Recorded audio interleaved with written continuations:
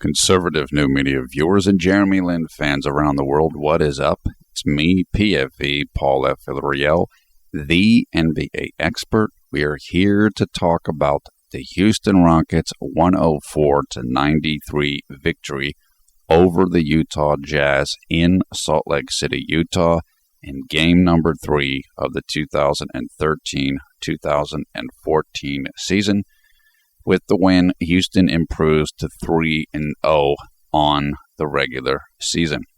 Before I get started, let me just say that I did a short video about this game last night. So if you want to check that out, we also want to check out JDV's celebration video.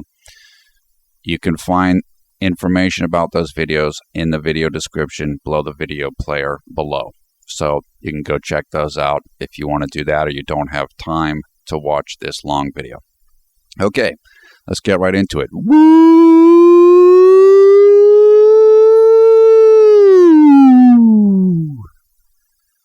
Did that because it was a great win, and we have seen the return of Linsanity 2.0 in this game. And man, it was awesome.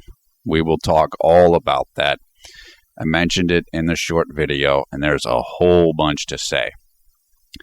Now, Patrick Beverley and Omri Caspi were out of this game with injuries. Patrick is still dealing with a torn abdominal muscle that he has, or partially torn, and Omri is dealing with a turned ankle that he suffered in the Dallas game.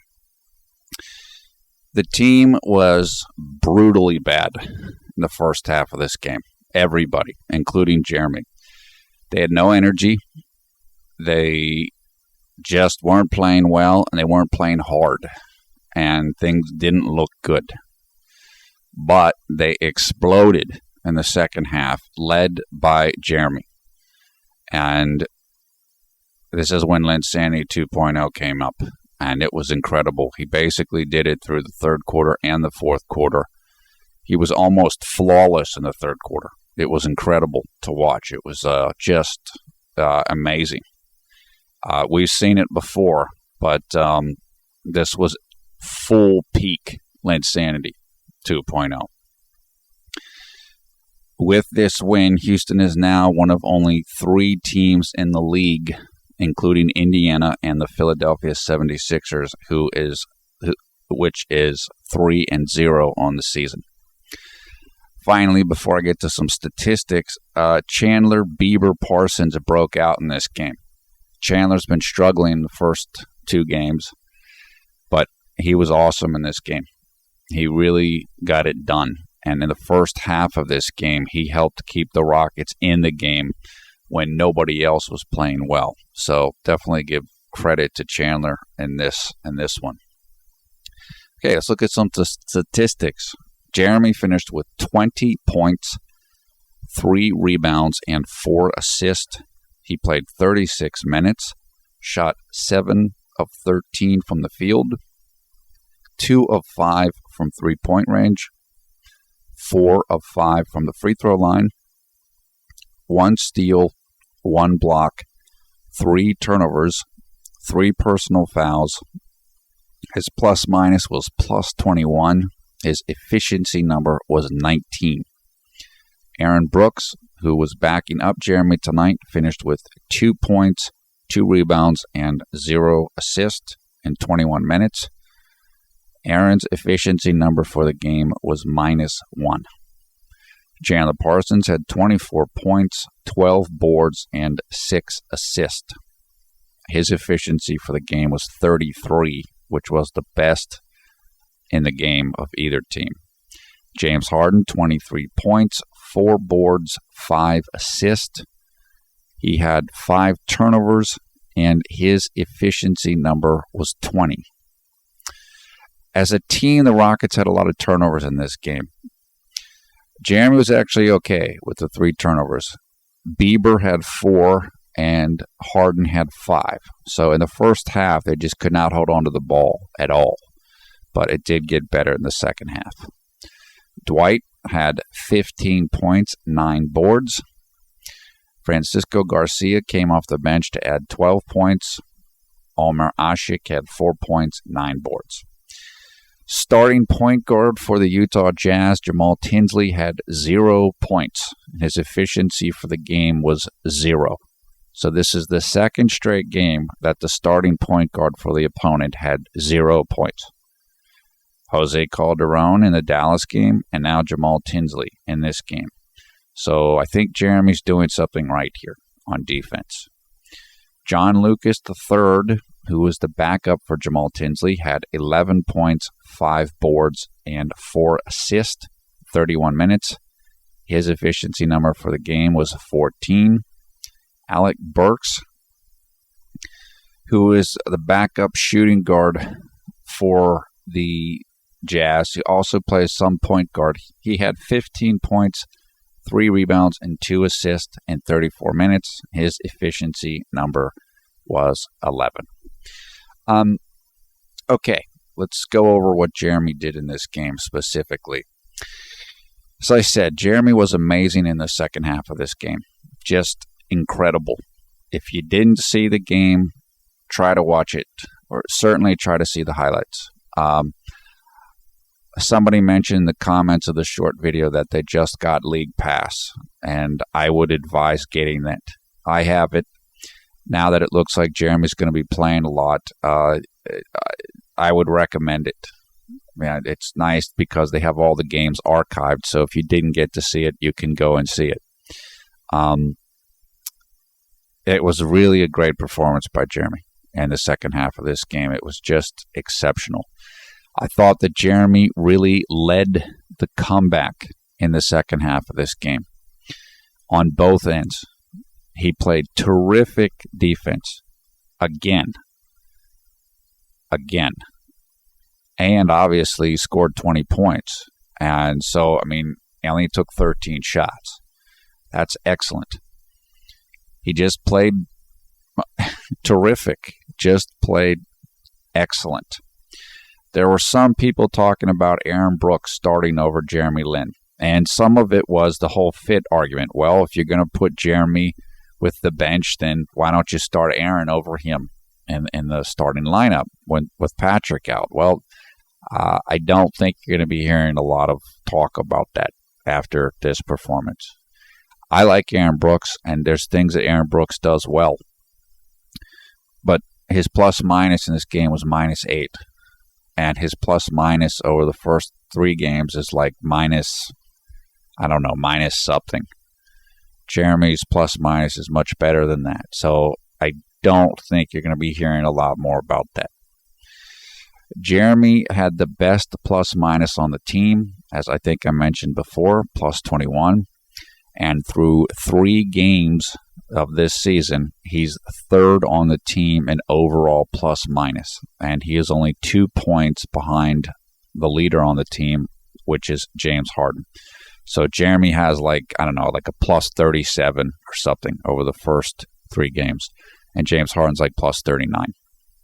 Francisco Garcia is +38. So Jeremy's right there. Right up there, even though he's played a little bit fewer minutes than James Harden has. Jeremy, as a player, as an individual player, currently has a defensive rating of 88.6. That is incredible. I think it's like 3rd or 4th best on the team. It's very high. Or actually, it's very low. It's very good. You want a lower number. To help put that into perspective, Patrick Beverley had a defensive rating of 98.8 last year. So it's almost 10 points better. It's 10 points better. Jeremy's best defensive rating of his career is 96.7, I think, when he played with the Knicks. That is an amazing number.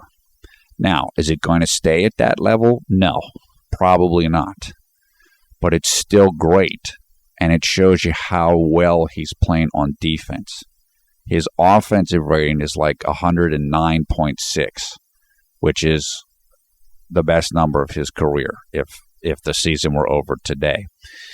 What those numbers mean is they're based upon like how many points you score or give up as a member of your team per 100 possessions. So offensive number, you want it high. Defensive number, you want it low. Both of Jeremy's numbers are exceptional.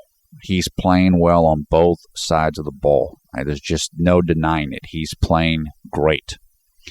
What Jeremy has done in these first couple of games is he's basically turned into Patrick Beverley plus. Is the way I would label him. He's playing great defense. He's shooting the three-pointer very well. And he's getting it done. And he's playing consistently, etc. His player efficiency rating right now through 3 games is 18.7, which is tremendous. That is excellent. Really, really good. He's shooting 55% from the field and 40% from three-point range. So when I say the Patrick Beverley plus, and what does Patrick do well? What is the thought process about Patrick? He's an excellent defender. He's a very good spot-up three-point shooter. And those are the 2 main things. And also his turnovers are low. So through these first couple games, Jeremy is playing incredible defense and shooting the three-pointer extremely well. So he's like I said, he's Beverly plus because he's a better scorer than Patrick is. So, I mean, he couldn't. Jeremy's playing exactly like the team wants him to play. This is what they want from their point guard. And that's what he's doing. And he's playing amazingly well. He's also playing consistently.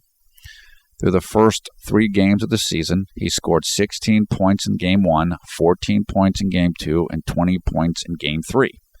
Sometimes last year, you'd have 25-point game and then like a 7-point game after that. Well, that's not happening now. He's getting more consistent.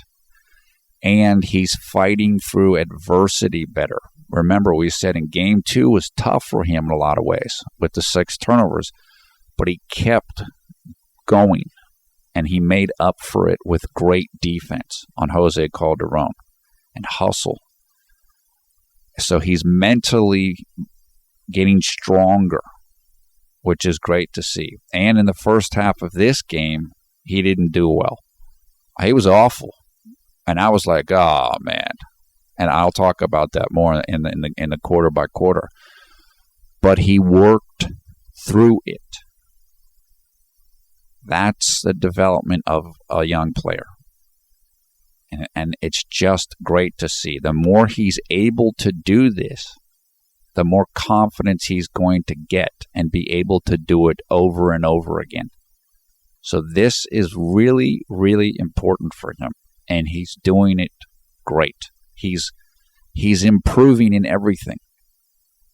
And I told you guys, the competition with Patrick and having Patrick around is going to help Jeremy, and it's clearly helping him.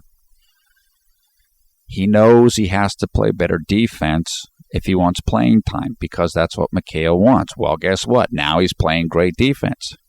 He knows he needs to shoot the three-point shot better because this team and this system wants the point guard to be able to spot up shoot. Well, now he's shooting 40% from three-point range.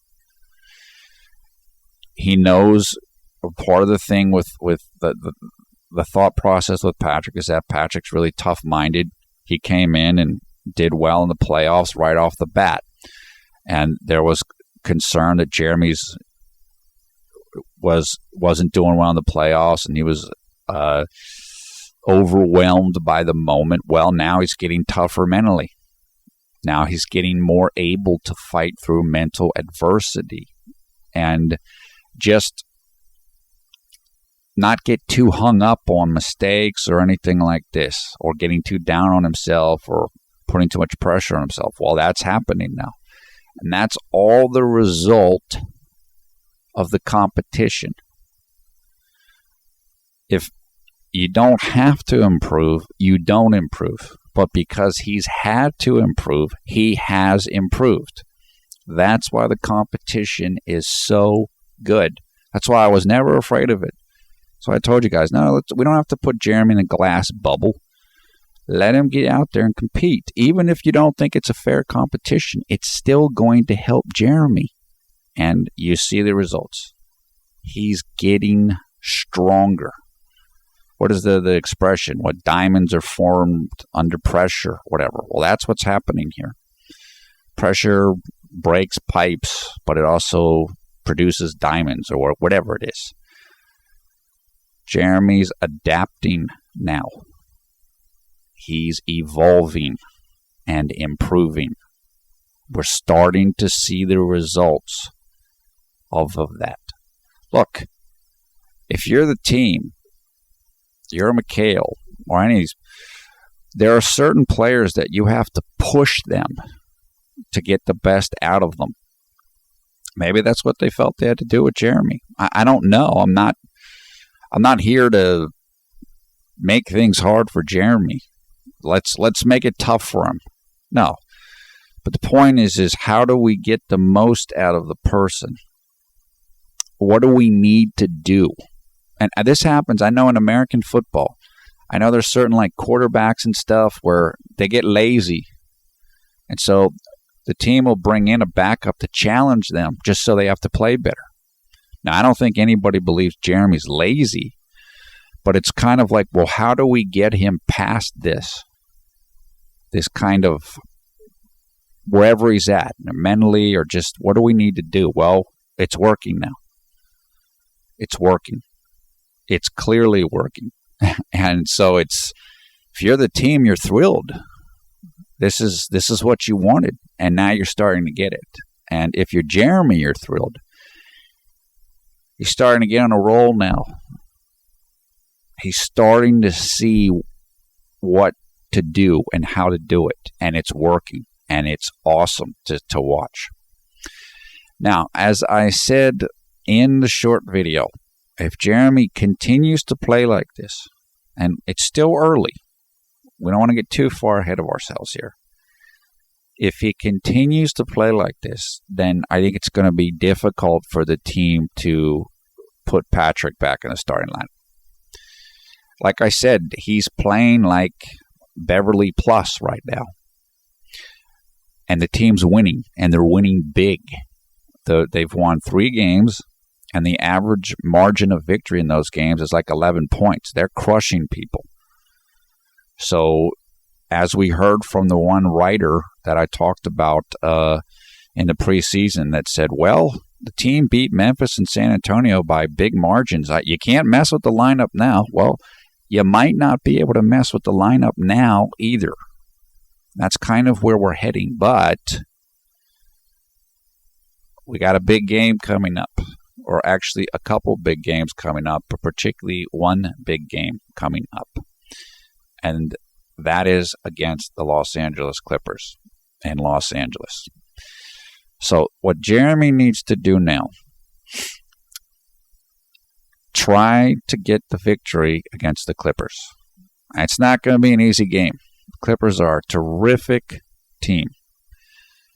They're probably one of the top 3 or 4 teams in the Western Conference, probably a top 6 or 7 or 8 team in the league. You're playing them in Los Angeles. Chris Paul is playing incredibly well. It's going to be a big game. That game is the next game that's coming up tomorrow.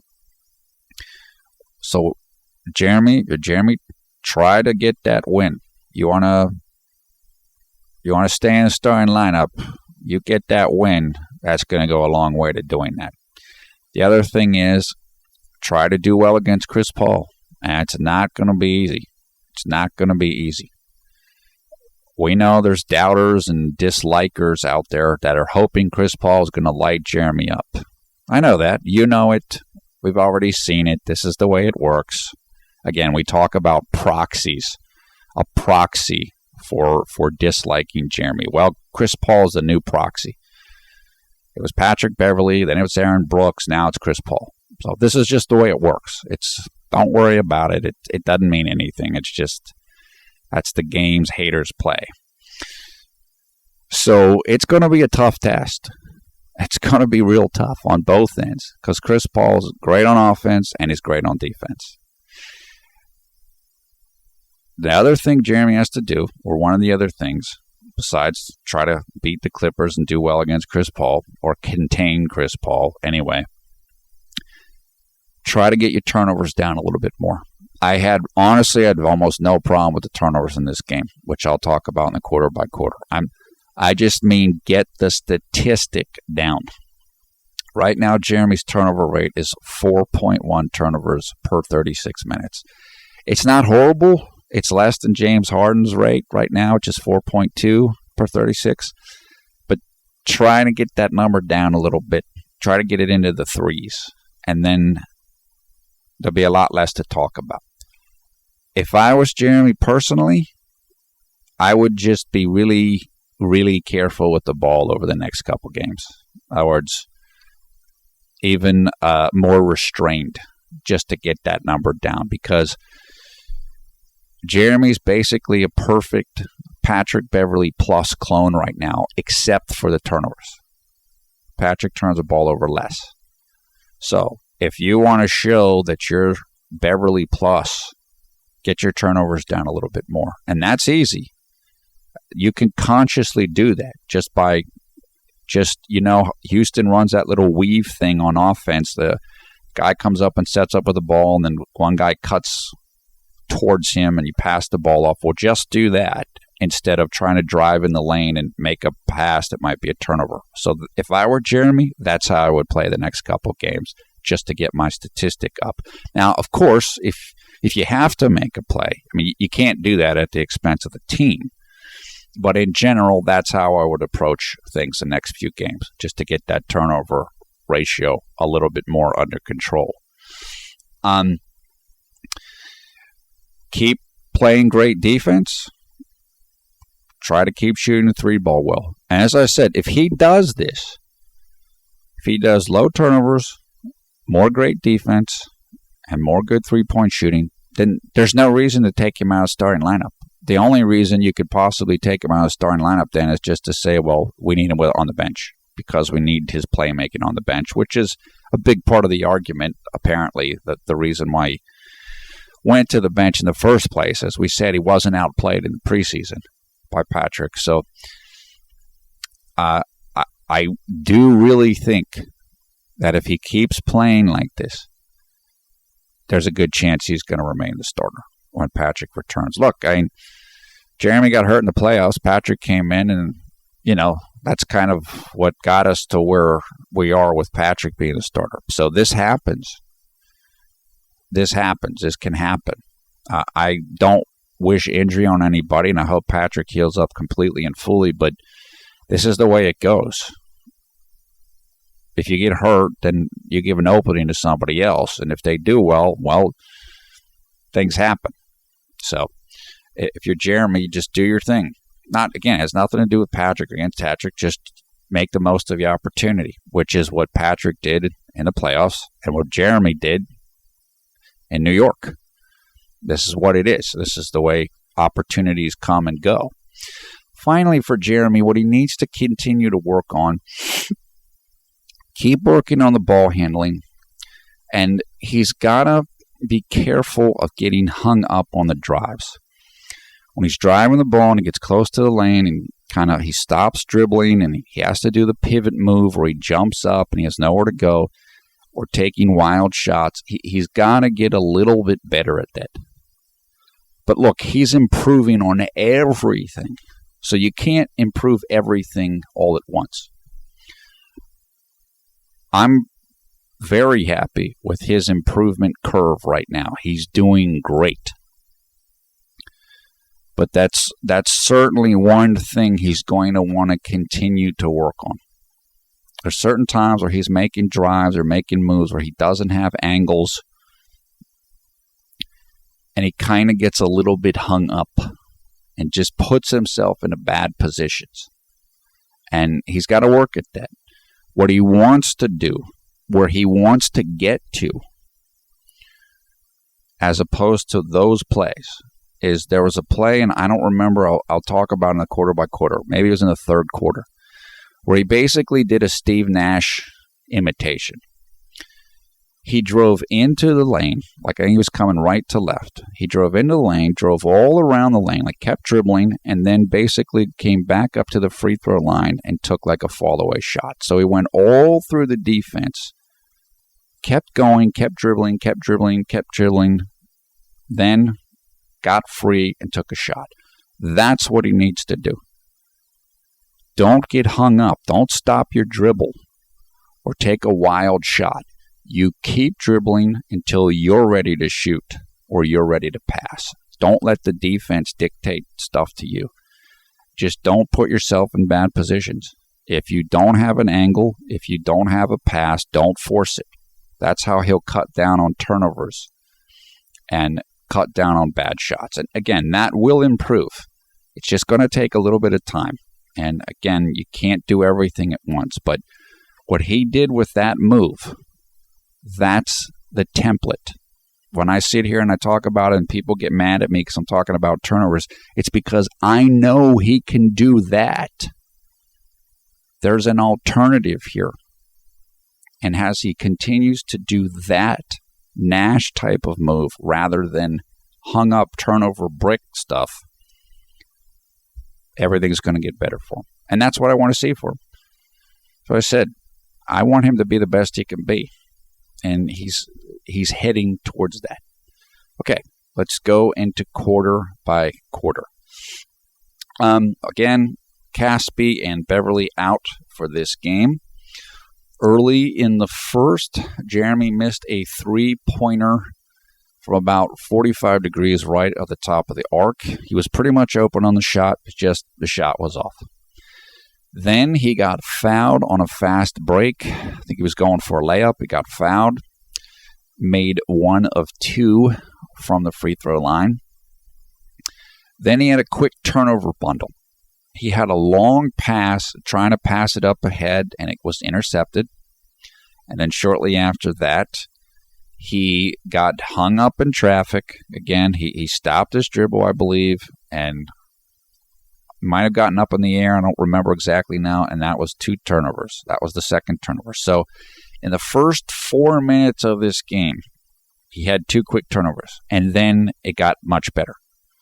This is we talked about it all the time, the turnover bundles. The reason why I'm not upset about these turnovers, even though they're not good, is because the whole team played like junk in the first half, including him. And so it was like nobody had any energy or focus. So I'm not just going to get on Jeremy about it because nobody had it. But after that, he only had one turnover for the next 32 minutes he played. That's nothing.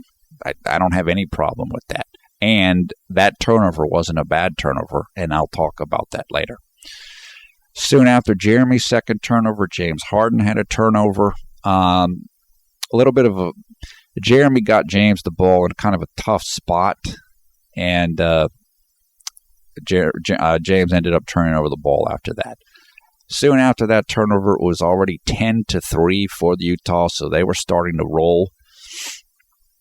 The middle of the first, it looked like Jeremy almost got a steal and then turned the ball over himself, but the scorekeeper didn't give him anything. He didn't give him a steal and he didn't give him a turnover, which was probably the right call.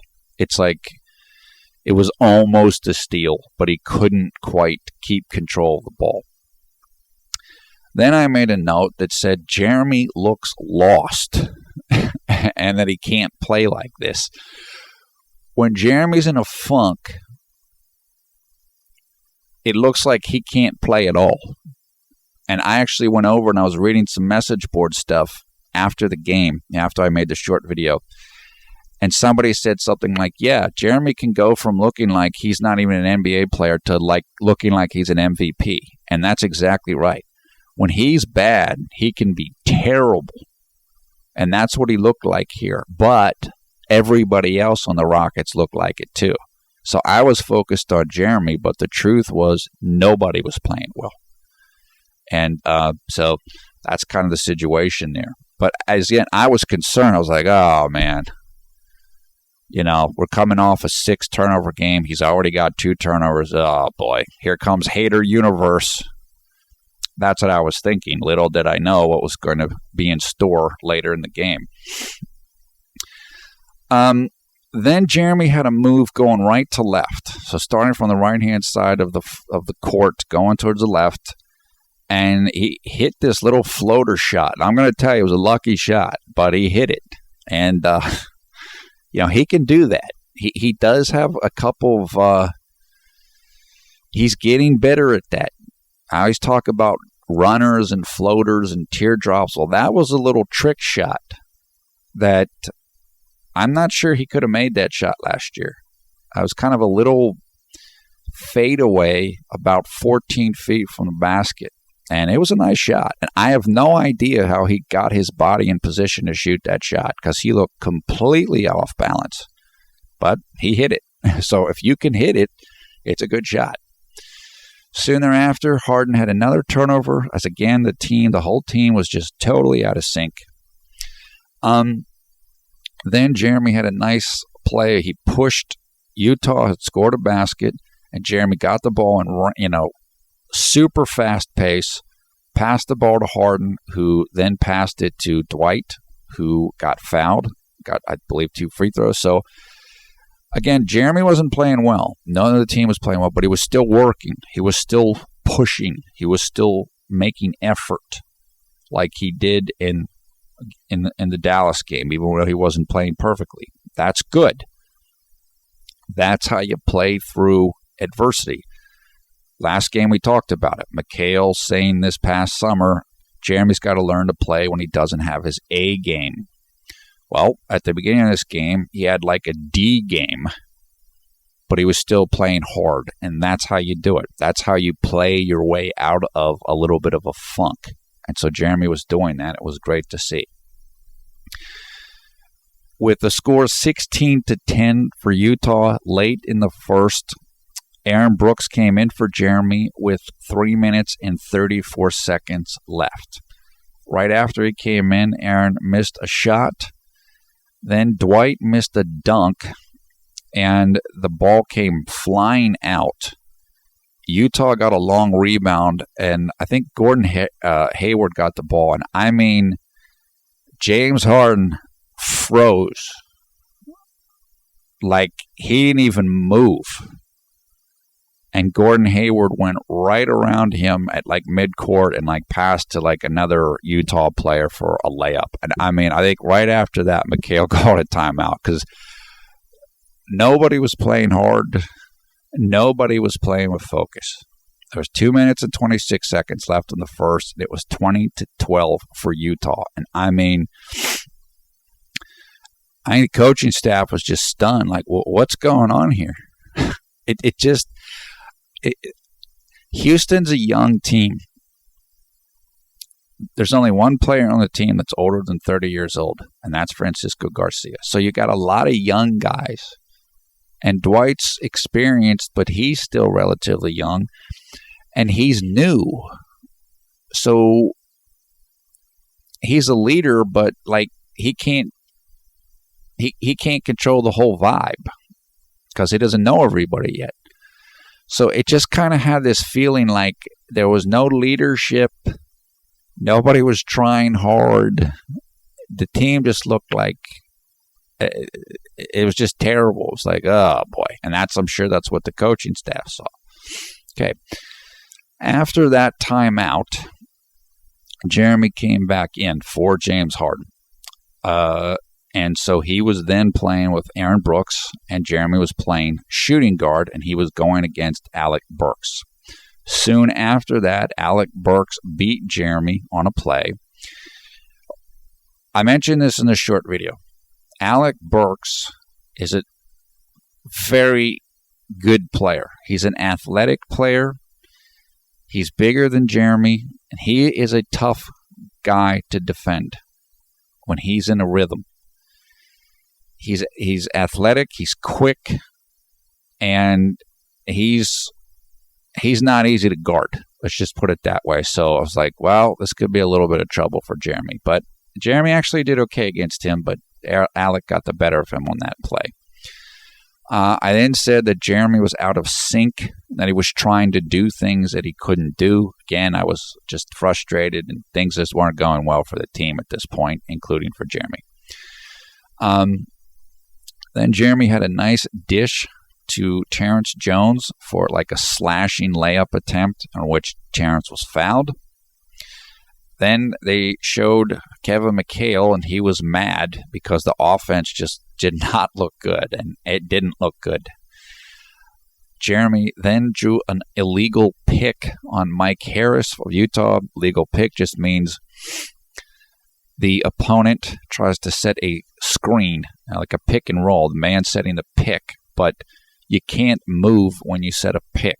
And Mike Harris moved because Jeremy was getting around his pick, so he tried to kind of push Jeremy and drew a foul. Then Jeremy got hung up on a drive. So again, one of these drives to the basket where he didn't have the angle and it was a little out of things, and he did his little pivot move and basically shot a brick off the backboard. Excuse me. As I said, when Jeremy's not in sync, he looks like a rec league player, like somebody at the YMCA or something. And that's what it looked like right here. And thankfully, things got a lot better later in the game. But he's got to avoid this. He's got to watch this. And a lot of this has to do with, remember, Jeremy was a shooting guard in college, so he's still working on his ball handling. He's still working on his driving and his dribbling. And he's athletic, but he's also pretty big. He's probably at least 190, 195 pounds. He's thick hips, thick legs. So it's not easy for him to make all kinds of different moves. So he's got to be careful when he makes certain moves. There's certain things that he can't do. And so just work with that. Just work with that. That doesn't mean he can't play. It just means you have to work within your limits. And he'll get better and better at that as time goes along. So he was just struggling a little bit right there, but so was everybody else. Okay, at the end of the first quarter, Utah led 24-16. Jeremy had 3 points, no rebounds, no assist. He played 10 minutes, shot 1 of 3 from the field, including 0 of 1 from three-point range, 1 of 2 from the free throw line, no steals, no blocks, 2 turnovers, no fouls, plus-minus was -6, and his efficiency was -2. So not the best start in the world. At the start of the second quarter, Jeremy was on the court with Aaron Brooks again, so it's the same lineup. Early in the second, Jeremy almost had a turnover on a pass to Omer Ashik. It was, I think Omer was coming down the middle of the lane, and Jeremy passed in the ball, and Omer fumbled it a little bit. But fortunately, Omer got fouled. If he hadn't gotten fouled, that probably would have been a turnover on Jeremy. It wasn't a bad play. We've seen Jeremy get turnovers like this with Omer and with Dwight. The key on those plays is to know who you're passing to.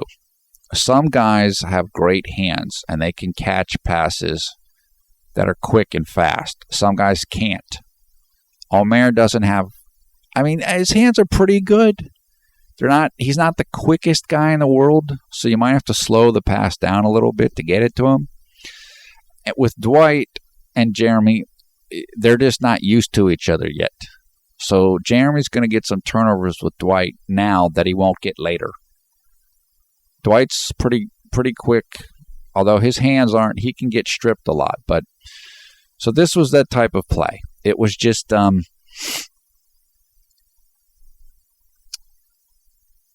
pass could have been a little bit softer or a little bit more accurate or something. And then the announcer for Houston, Villarreal, said that Jeremy jumps to pass too much. In other words, he jumps up in the air and before he knows where he's going to pass the ball, which we've talked about that, which is don't jump to pass. That's like a cardinal rule of basketball. So, like I said, Jeremy was not fully in his groove at this time. Then Aaron Brooks got a layup. After that, Aaron Brooks had a turnover on palming the ball, meaning putting your hand underneath the ball when you're dribbling. Like, you can't do that. It's an illegal thing. Soon after that, Aaron Brooks got beaten on defense for a three-pointer. I think he was going against John Lucas, but I'm not sure. Then Jeremy almost had another turnover on a move that he made, but then he passed the ball to Chandler. That was good. Jeremy came out of the game with 9 minutes and 24 seconds left in the second quarter. Utah was up at that time 28-21. And I made a note that Jeremy is just not playing well, and he seems hesitant. Soon after that, Aaron Brooks had just a kind of wild brick layup. Houston was just all out of sync. The offense was terrible. McHale took a timeout with 7 minutes and 42 seconds left in the second quarter. Utah was up 36-23. I put that Houston has no intensity and no clue. So nothing was going right. It just wasn't working well, and that was it, basically. After the timeout, Aaron Brooks drew a charge against Utah on a really nice play. Excuse me. Then I made the note that Houston has no juice, no energy, and no leadership. So you could see how I was feeling about how the evening was progressing at that time. Then Jeremy came back into the game with 6 minutes and 25 seconds left in the second quarter, and Utah was up by 16 points. The team then went to small ball. Aaron Brooks at point guard, Jeremy at shooting guard, James Harden at small forward, Chandler Parsons, and Dwight Howard. Then Jeremy had a nice pass to Chandler for a layup. So that was a great play by him. I noted that James Harden already had 3 turnovers. Dwight had 2 turnovers. Jeremy himself had 2 turnovers. Then I said it looked like Houston wasn't involving Jeremy in the offense, which we've seen in the past. But I will tell you, the way that Jeremy was playing up until this point in time, I understood it because he wasn't playing in sync and he didn't look like he had confidence. So sometimes it happens because of that. We don't like that. I don't want to see that because you can't have confidence if you don't get the ball. But if you're trying to win the game, sometimes that's going to happen. If your teammates don't think you're playing well, you're not going to get the ball. So that's kind of what looked like was happening right there. But obviously things got a lot better later. Then Utah went to a zone defense, which is what Dallas did against Houston the game before, and it worked. So I'm sure Utah saw that on film and said, why don't we try this? At some point around this time, I think Utah went up by like 19 points. They did get a 19-point lead in the second quarter, so they were up huge.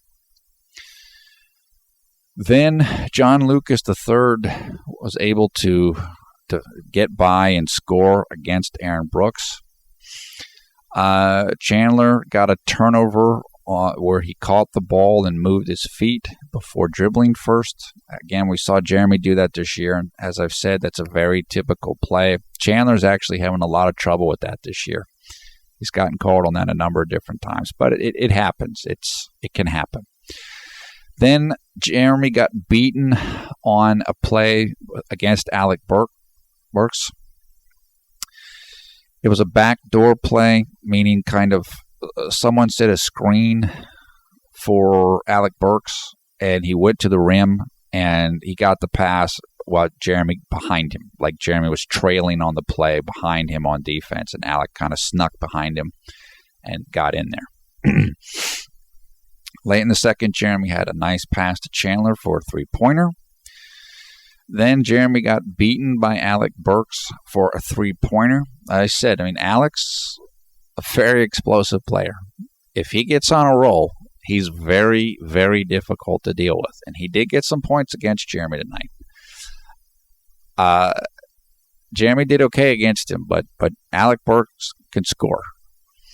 Then Jeremy totally bricked a three. He shot a 3-point shot and just completely bricked it. I can't remember exactly where it was from, but it wasn't a great shot, or it didn't. It wasn't a good shot in terms of the result. Then Gordon Hayward had this incredible super dunk over Aaron Brooks. It was like a poster. Then Aaron Brooks missed a three, so everything was, again, things weren't going well for the Rockets here. And it was looking like, wow, where's Patrick Beverley at? Because Jeremy and Aaron Brooks weren't playing well.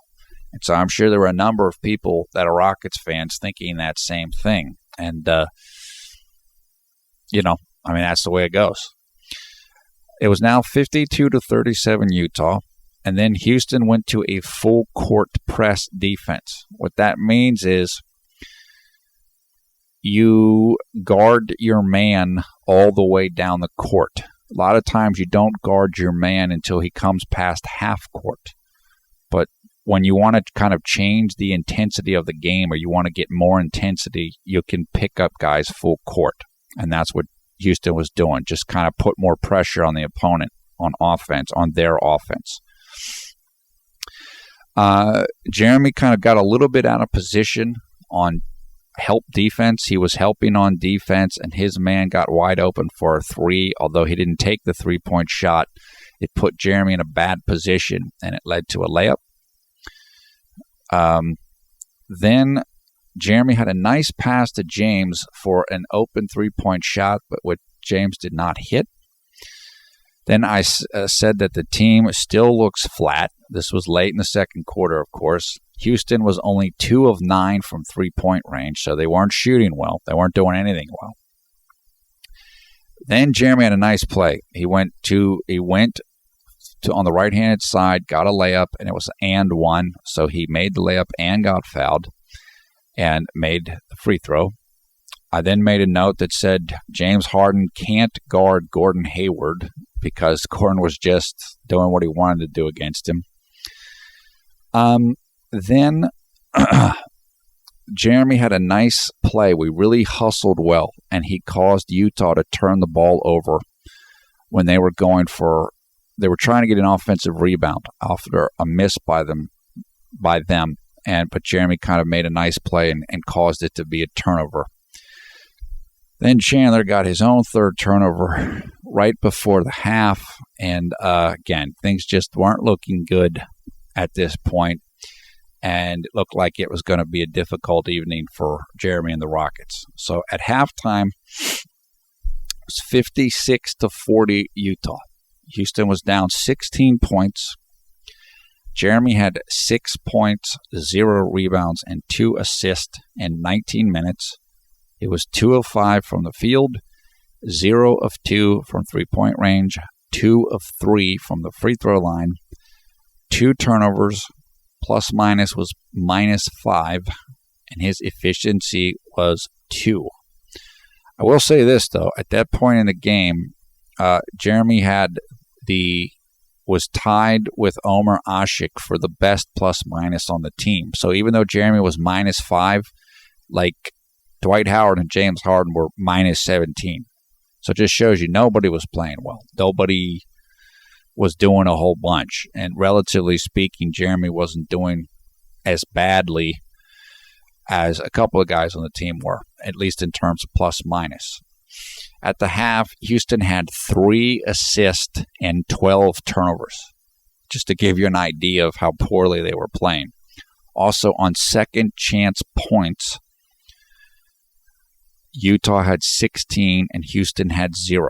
Second chance points means you shoot a shot and you miss it, but you get the rebound and then you score after you get an offensive rebound. That's basically like a hustle statistic. How hard are you working?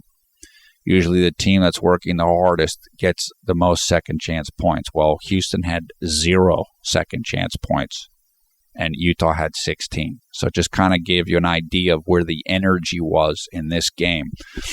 Now, I don't know what got said at halftime whatever Kevin McHale said or whatever the team said worked because everything changed in the third quarter. And I mean, Jeremy came out just on a mission in the third quarter. This third quarter that he played was almost flawless. He was just incredible in this quarter. That's why I said, if you get a chance to watch this game, you don't have to watch the first half, but you definitely want to watch the second half. And if you had to pick one quarter to watch, I would watch the third quarter because he put on a show in the third quarter. Okay.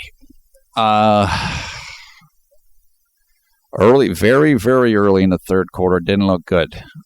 Richard Jefferson just schooled James Harden on defense. James Harden was guarding him, and he just got torched. So I was like, oh, no.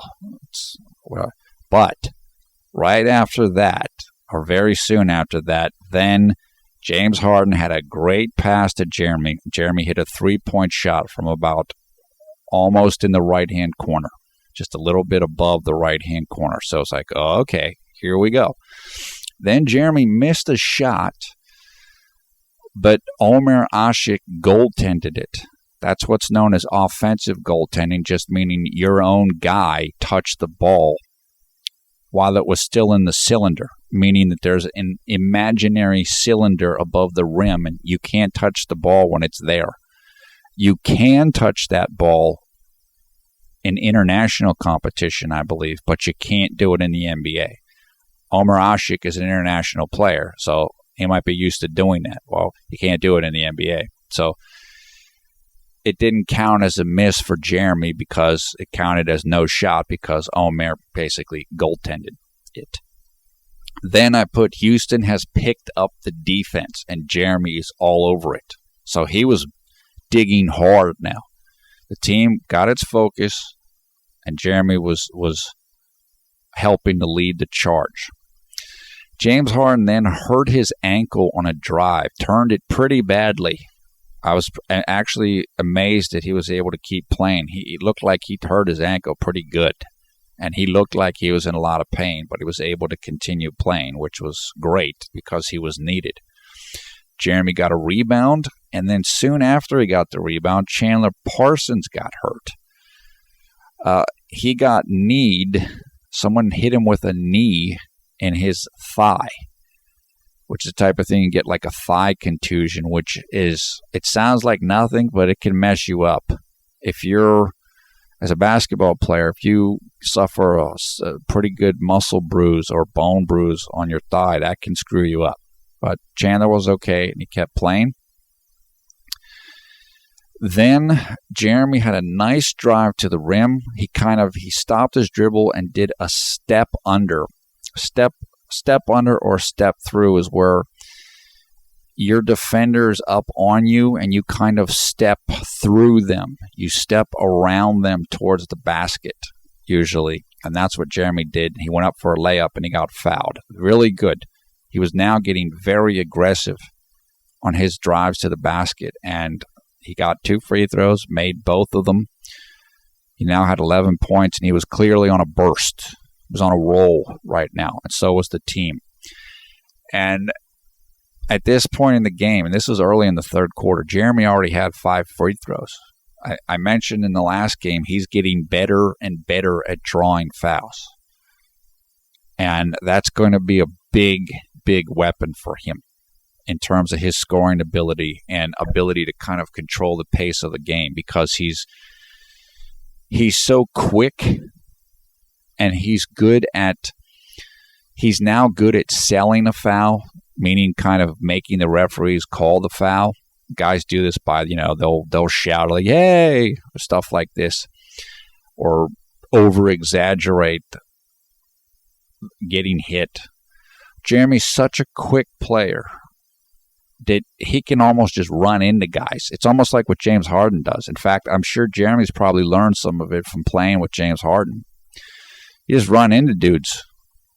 And a lot of time, if you do it right, you're going to get a foul called against the other team. So Jeremy's getting better and better at that. And again, because his speed is so much, if a guy has a hand out just to kind of guard you, but you're so quick, you can just run right into his arm if you're quick enough to do it, and Jeremy's quick enough to do it. So he's getting better and better at this, and it's, as I said, this is going to be a weapon for him, and it's going to get him a lot of points. He's averaging like, per 36 minutes this season, he's averaging like 6.7 free throws per game. That's a ton. During Linsanity in New York, he averaged like 7.0 free throws per game. So that just gives you an idea. And he was getting fouled constantly during Linsanity 1.0. So if he's able to keep up that type of pace, or even close to it, his scoring is going to be in really good shape. Middle of the third, again, Houston was picking up the defense, and they were also doing a good job getting out and running. They want to get out and run. And if you play good defense, you're going to be able to get out and run more because the other team's going to miss, or you're going to get turnovers against them, and that's going to spark your offense and your fast break offense, and that's what was happening here. Utah took a timeout with 7 minutes and 50 seconds left in the third. The lead was down to 8 points, so Houston had cut the lead in half in 4 minutes and 10 seconds, and they were on a roll. They were running. After the timeout, Jeremy had a nice pass to James Harden for a three-pointer. It was great. Jeremy was forcing the pace, and he was finding people. He was in a groove. He was rolling. Then Jeremy got a steal against Utah. He caused a turnover, got a steal, led to a Houston basket. Houston was now on a 15-2 run, and the score was down to 58-55 Utah. It was great. Then Jeremy had 2 fouls in a row, but they were good fouls. One was he fouled Jamal Tinsley when Jeremy was going for, I think Jeremy was going for a defensive rebound, or Tinsley was, and it was the type of foul, it was aggressive foul. He was just trying to get the ball, and he just ended up running in Jamal Tinsley, but it was a good foul. It was a type of foul you want to see. It's just a guy doing everything to try to make a play. Then right after that, he fouled someone else's man. Like whoever it was got by his man, and he was about to get a layup, so Jeremy fouled him instead. Make him make the free throw. So both of those fouls were smart fouls, and they were good fouls. Then Jeremy blocked Alec Burks. It was a terrific play. Just a great play. I mean, like I said, Alec Burks is athletic and he's tough, and Jeremy just locked him up on that play. It was awesome. I just put like, wow. I couldn't believe that he did that. And I just put, he is everywhere, keying it all now, and keying it with defense. Which this is a new version of Linsanity. This is defensive Linsanity. And I told you guys before, Jeremy was regarded as a defensive specialist, I believe, in Golden State. Now it's like he's supposedly the worst defender in the league. Well, I guess he's not. And that's what you saw here. And again, we're only seeing this because of the competition with Patrick Beverley and because Mikal wants more defense. Well, guess what? Now you're getting more defense from Jeremy. And he can do it, and he's doing it, and he did it. And a whole bunch of why this entire run in the third quarter happened was because of Jeremy's defense, in addition to everything else that he did, and whatever the whole rest of the team did too. But again, Jeremy's the point man. The point guard is the key to the offense and the defense. Everything starts with them. It starts up at the top. And so he has to set the tone. And that's exactly what he did. Then Jeremy drove right to the basket and passed the ball off to Dwight Howard for a big dunk. And that cut the lead to 60-59. So team was rolling, man. They were just on a roll. And Jeremy was sparking everything. Now, the only negative play in the entire quarter for Jeremy was he had a turnover when he was trying to get the ball to Dwight, and it wasn't a bad play. This was in the middle of the third. The score, I think, was 60-60. Jeremy was about at the free throw line extended, kind of to the right side of the free throw line. If you drew the line out, he was out that point, out to the right-hand side. And Dwight Howard was wide open rolling a rim. And Jeremy saw him, and I think this was in transition. And he tried to get the ball to him, and at the last second, Utah doubled him. Like they sent two guys at him, and he just missed the pass a little bit. This is one of these things where he's not used to Dwight yet. And Utah made a good play. But in the future, that play won't happen because he'll probably just throw the ball up at the rim and let Dwight go get it. So I have no trouble with this turnover. This was aggressive, super aggressive play. And part of it was the chemistry with him and Dwight, which isn't still there yet. But like I said, I have no problem with this. He was pushing the pace and trying to make something happen, and it was working most of the quarter. So that was it. Late in the third, Aaron Brooks came in for Jeremy with about 3 minutes and 25 seconds left in the third. At that point, Houston was down 66-62. So I think Mikhail wanted to give him a rest because he knew he was going to need him in the fourth quarter. Jeremy was playing so hard and played 8.5 minutes in the quarter. You got to let him get a little bit of rest. Then James Harden had a great alley-oop to Dwight Howard for a dunk.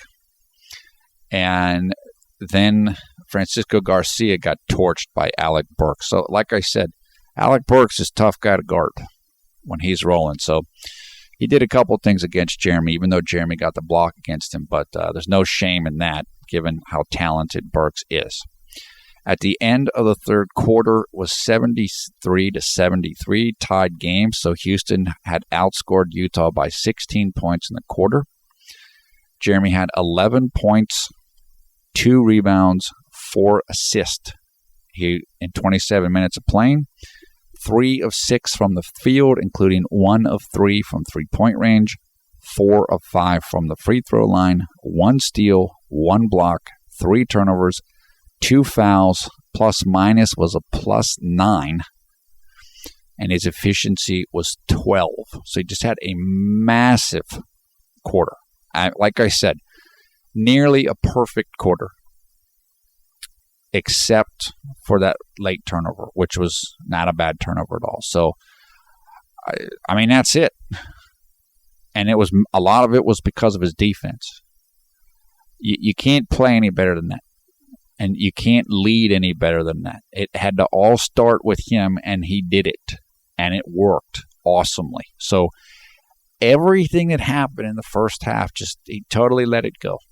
Didn't linger on it, didn't worry about it, just went right through it. And that's how you do it.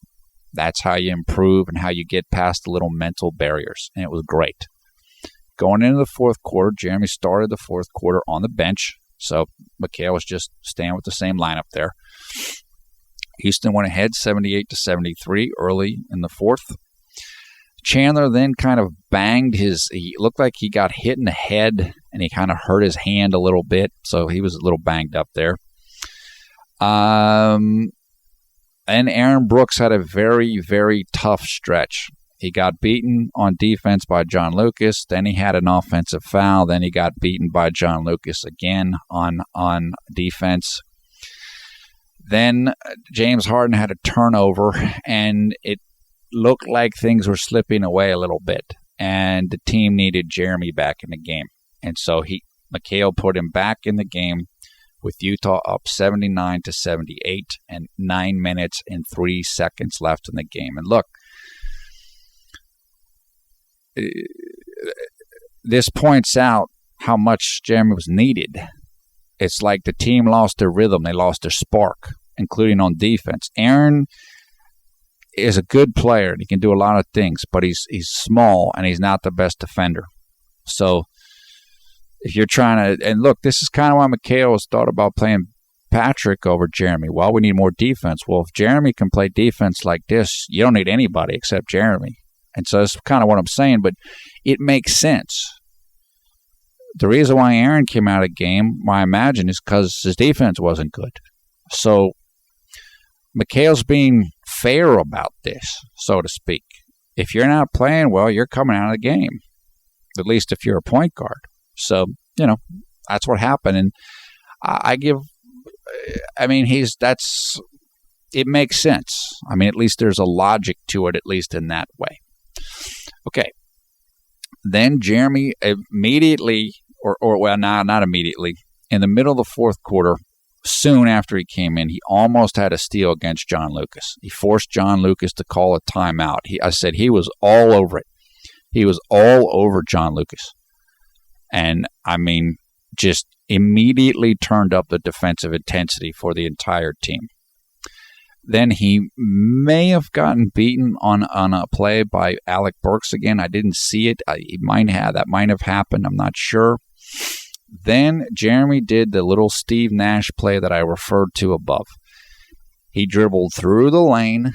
He came from the right-hand side, dribbled. He came right down by the basket, started on the right-hand side of the lane under the basket, then came on the left-hand side, then came right up towards the free throw line from the left-hand side, and then just did a little reverse fadeaway jump shot. That was great. That's what I'm saying. That's what I want him to do. Don't go on a drive and get hung up and do a pivot move, jump in the air, turn over the ball. Do that. The way that you do that, the difference between the hung up play and this play is that he didn't stop dribbling on this play. A lot of times young guards or inexperienced point guards or guards that are used to being shooting guards and not point guards, they won't keep dribbling. They will stop dribbling, which is known as picking up your dribble. Well, on this play, he didn't pick up his dribble. And because he didn't pick up his dribble, he got open and he hit a jump shot. So he can control this. He can control this. And as he gets better and better, you're going to see more plays like this and less plays like the other, where he gets hung up on drives. So it's just a great, great play. That's what we want to see. Soon after that play, I don't know how this happened, but Jeremy shot an air ball three. I don't know how that happened. I don't know if his balance was off or if he was looking to somebody else or maybe thought about passing, but I don't know what it was. The great thing about it, though, was very soon after the air ball three, he then hit a three.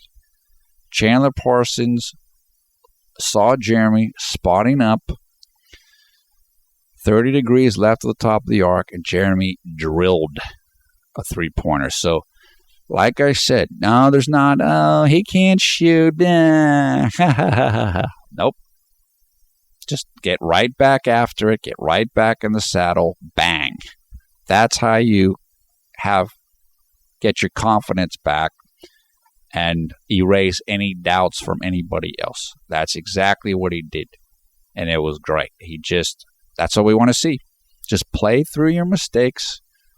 Don't worry about it. Keep going. And that's exactly what he did in that little sequence. Perfect. It was great. Then Jeremy had a rebound.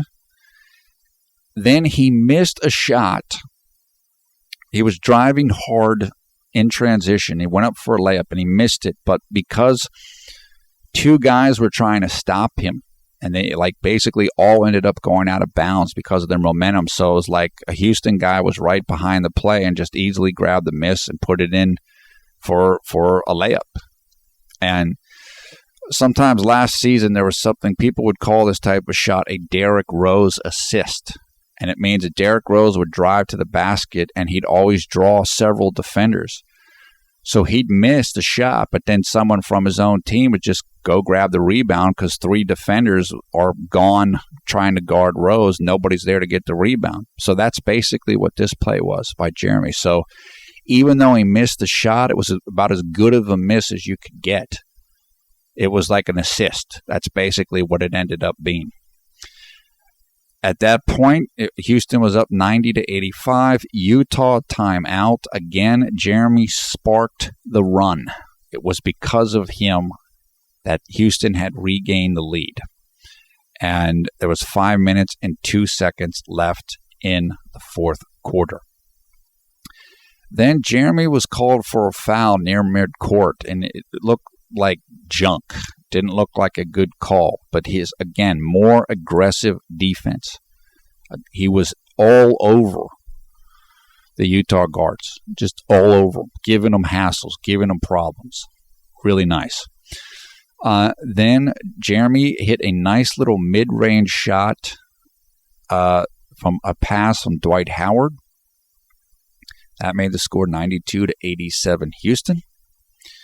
Then heading late into the fourth, I'm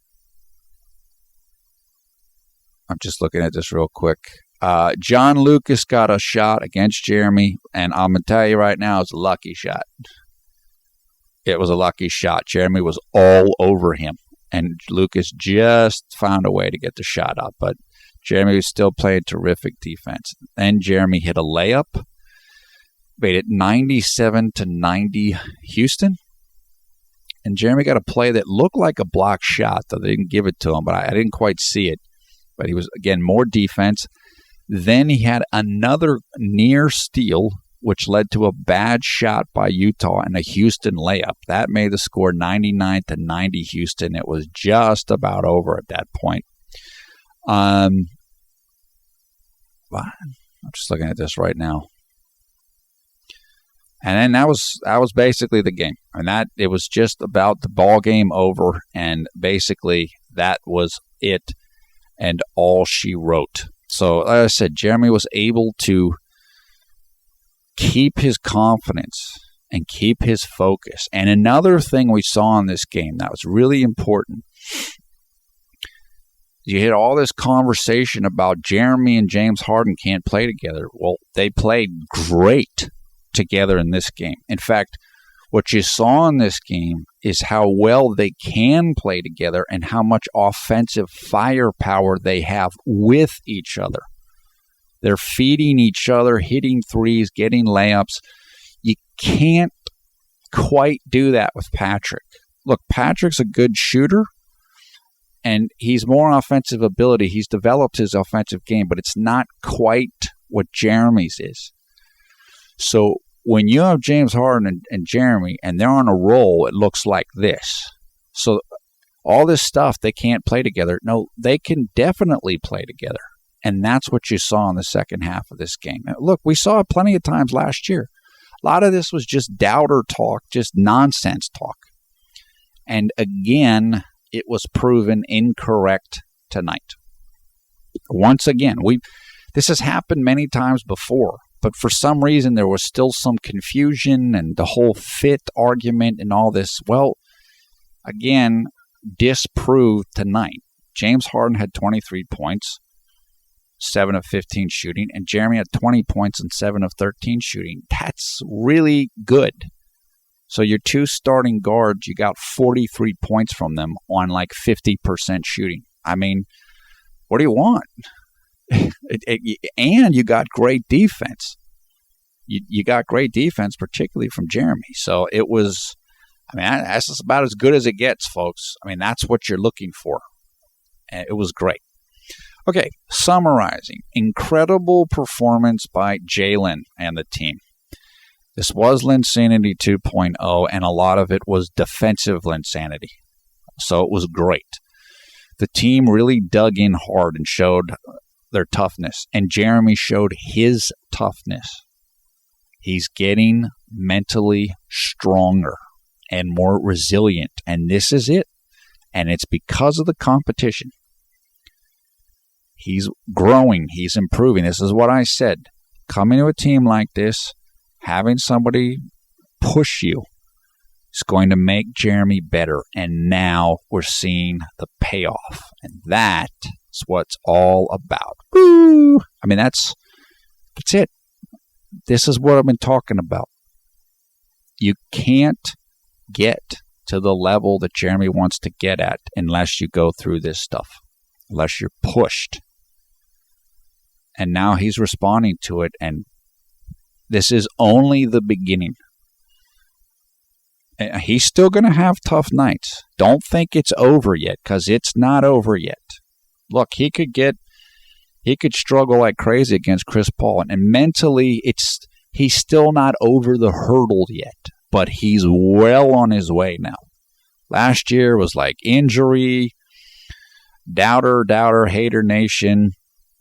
Jeremy's putting crazy pressure on himself, and he said he is supposed to be the Houston basketball savior, and half the world's rooting for him, and he feels pressured. Well, now it's starting to fade away. Now, he's not at the pot of gold yet at the end of the rainbow, but he's much closer now. You can see that he's well along the rainbow now. He's getting there. All he needs to do is get a little bit further, because once he gets a little further along, then it's over, because his mind will know what he can do, and then the doubts will be gone, regardless of whether he starts or not. He'll understand what he has to do to play at this level, and play at this level consistently. And then that's it.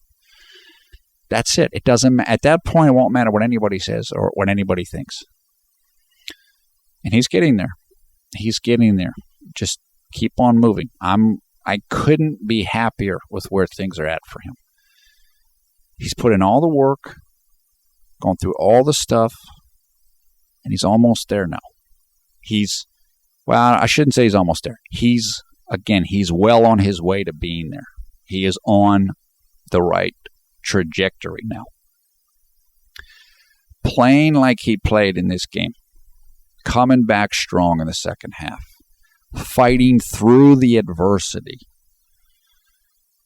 getting through, missing the air ball three, then hitting a three right after that, shooting with confidence, playing with defensive confidence. This is going to help his belief in himself, and it's going to help the team's belief in him.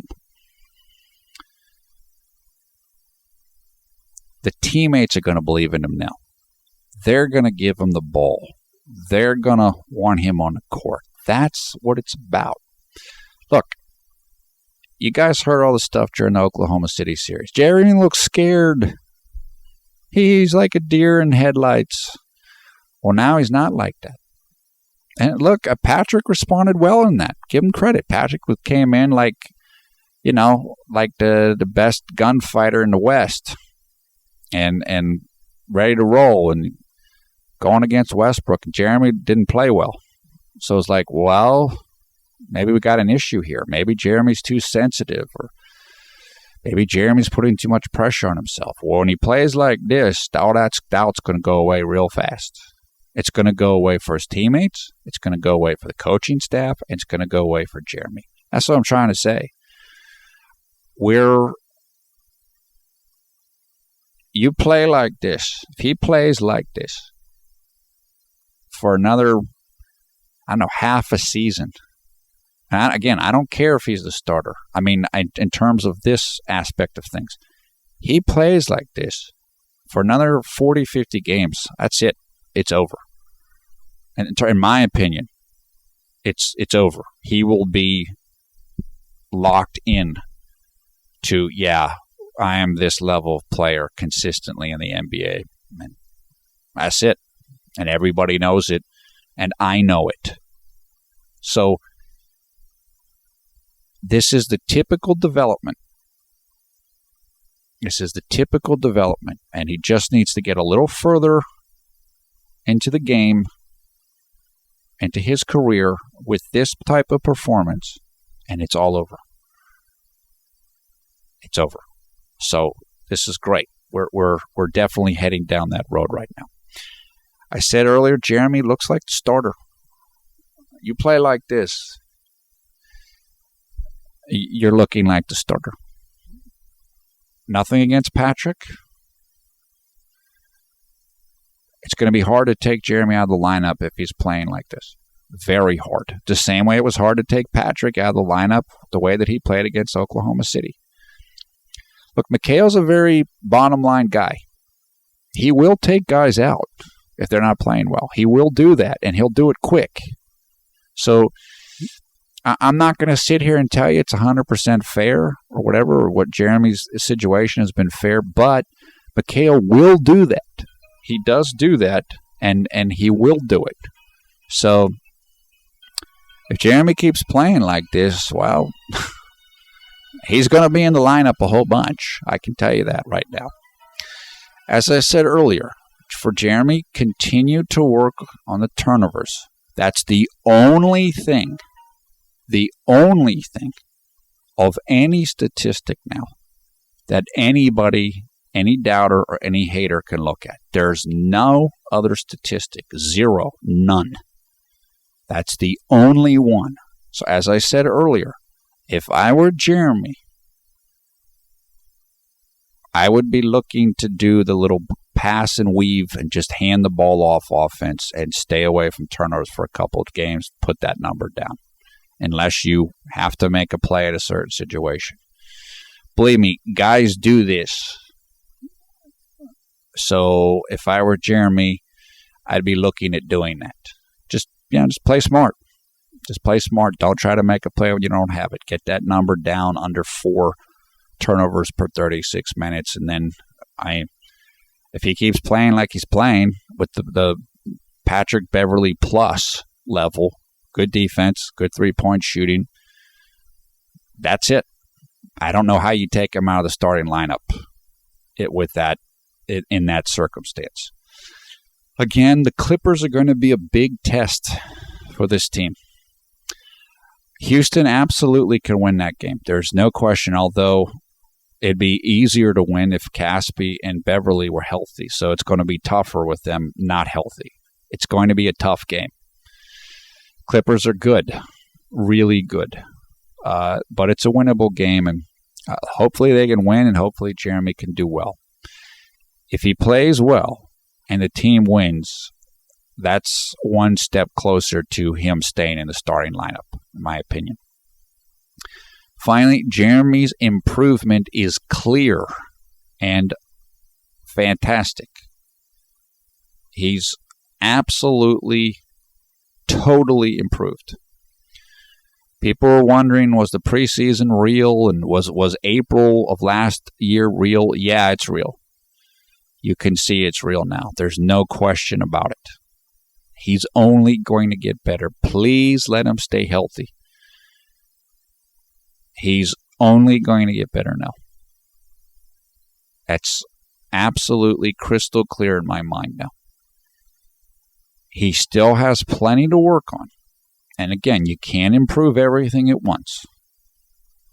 Just do one little piece at a time. Keep getting your confidence and having good performances. Work to not try to do too much. Don't avoid turnovers and hung up drives and this type of stuff. But this is going to give him a big boost in his confidence. The way he's played in all 3 games is going to give him a boost, and it's going to boost the teammates and the coach's confidence in him too. He's playing great. Just like he played in the preseason, just like he played at the end of last regular season. Okay, he didn't play great against Oklahoma City for 6 quarters until he got hurt. Well, it was the first playoffs. No, he didn't play great. And most of it was against Russell Westbrook, who can make a lot of people look bad. So we're getting over the hump here.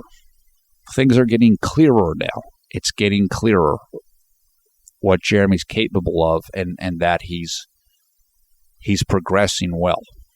Right. It is 11:38 a.m. here on the East Coast of the United States on Sunday, November 3rd, 2013, which means it is 11:38 p.m.